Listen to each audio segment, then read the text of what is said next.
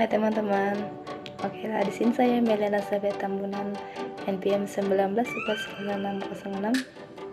Saya adalah mahasiswi dari Universitas Budi Dharma Medan. Saya di sini akan mempresentasikan tentang manajemen proses. Oke, kita lanjut.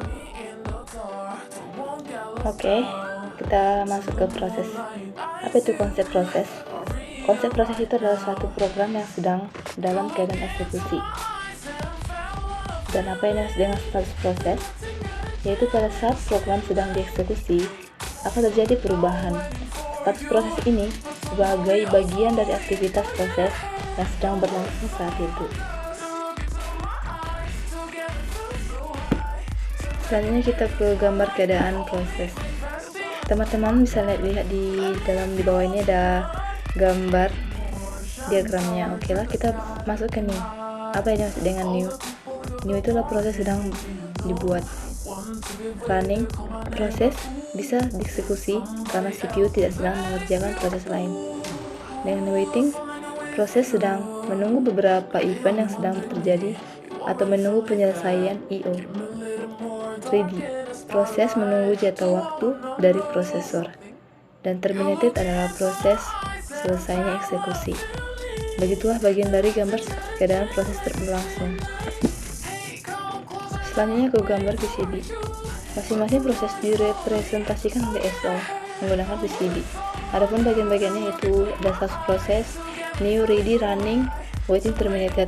Ada juga program counter, ada seperti CPU register, ada juga informasi bagian memori, informasi pencatatan memori, dan informasi penjadwalan CPU.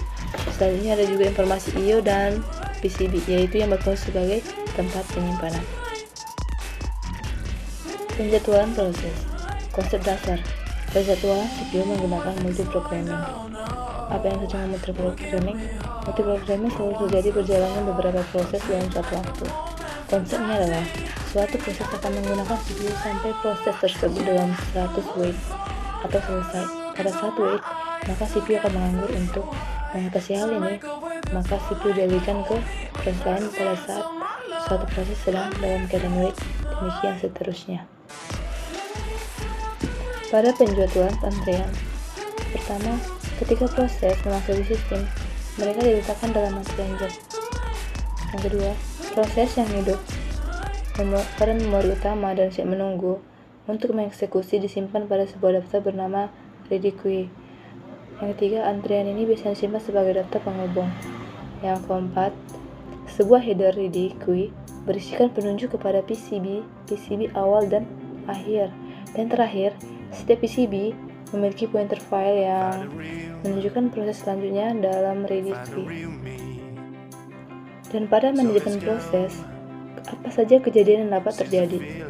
Pertama, proses tersebut dapat mengeluarkan sebuah permintaan I/O lalu ditempatkan dalam sebuah antrian I/O.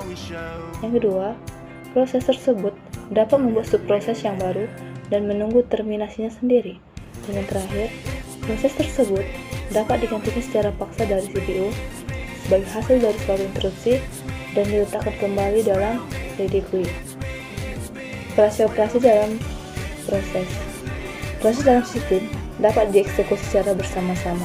Proses tersebut harus dibuat dan dihapus secara dinamis. Maka, sistem operasi harus menyediakan satu mekanisme untuk pembuatan proses dan terminasi proses itu sendiri. Dan bagaimanakah pembuatan prosesnya?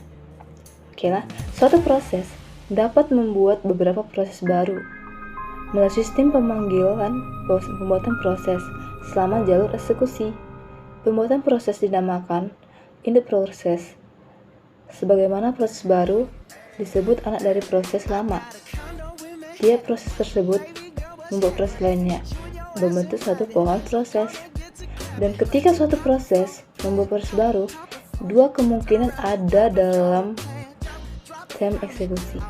Yang pertama, induk terus-menerus untuk mengeksekusi secara bersama-sama dengan anaknya. Yang kedua, induk menunggu sebagian dari anaknya telah diakhiri atau terminasi. Juga ada dua kemungkinan dalam time dari address space pada proses baru. Yang pertama, anak proses adalah duplikasi dari induk proses. Dan yang kedua, anak proses memiliki program yang terisikan di dalamnya. Apakah hubungan antar proses? Oke, kita simak. Proses dibedakan menjadi, yang pertama, proses independen. Apa itu yang misalnya proses independen?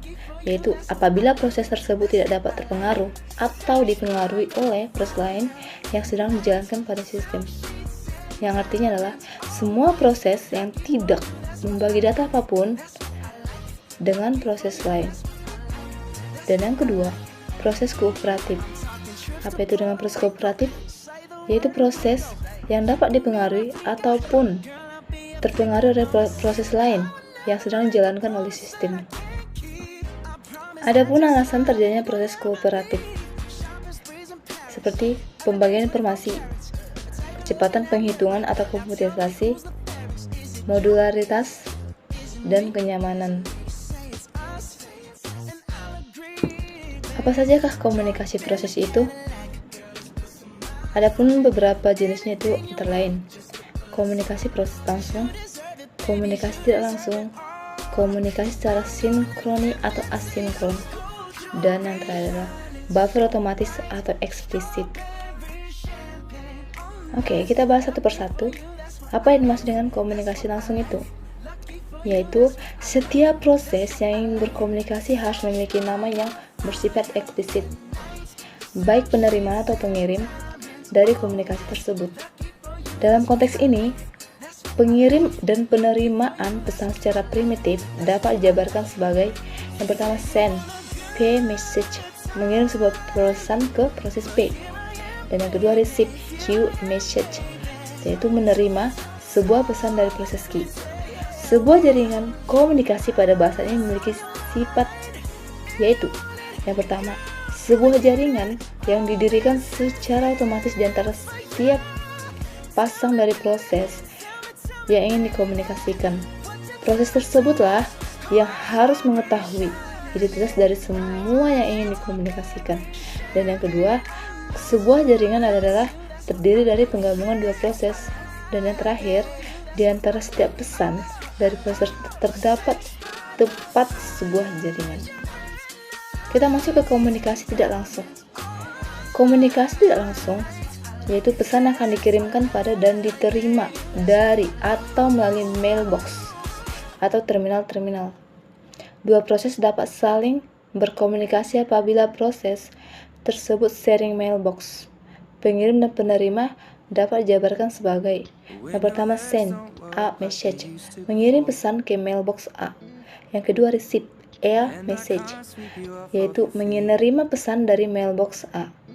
Dalam masalah ini, link komunikasi mempunyai sifat sebagai berikut.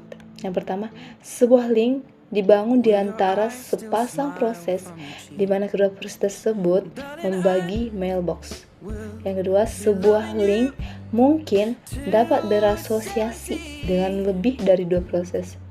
Dan yang ketiga, di antara setiap pasang proses komunikasi mungkin terdapat link yang berbeda-beda, di mana setiap link berhubungan pada satu mailbox.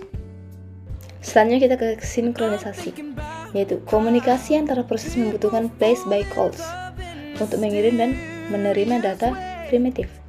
Terdapat rancangan yang berbeda-beda dalam implementasi setiap primitif. Pengirim pesan mungkin dapat diblok atau tidak dapat diblocking, juga dikenal dengan nama sinkron atau asinkron. Pertama, pengirim yang diblok. Proses pengirim yang diblok sampai pesan diterima oleh proses penerima atau oleh mailbox. Yang kedua, pengirim yang tidak diblok, yaitu proses pengiriman pesan dan mengkalkulasikan operasi. Yang ketiga, penerimaan yang diblok, yaitu penerima memblok sampai pesan tersedia. Dan yang terakhir, penerimaan yang tidak diblok, yaitu penerima mengembalikan pesan valid atau null. Selanjutnya buffering, baik komunikasi itu langsung atau tidak langsung. Penukaran pesan oleh proses memerlukan antrian sementara. Pada dasarnya terdapat 3 jalan di mana antrian tersebut harus diimplementasikan.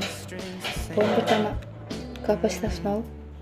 Poin kedua, kapasitas terbatas. Dan poin terakhir, kapasitas tak terbatas. Yang dimaksud dengan kapasitas 0, antrian mempunyai panjang maksimum 0, maka link tidak dapat mempunyai penungguan pesan. Dalam kasus ini, pengirim harus memblok sampai penerima menerima pesan. Dan yang dimaksud dengan kapasitas terbatas, antrian mempunyai panjang yang telah ditentukan, paling banyak jumlah n, pesan dapat dimasukkan. Jika antrian tidak penuh ketika pesan dikirimkan, pesan yang baru akan menimpa dan pengirim dapat melanjutkan eksekusi tanpa menunggu. Link mempunyai kapasitas terbatas. Jika link penuh, pengirim harus memblok sampai terdapat ruang pada antrian. Dan yang dimaksud dengan kapasitas terbatas itu adalah antrian mempunyai panjang yang tak terhingga, maka semua pesan dapat menunggu di sini. Pengirim tidak akan pernah diblok.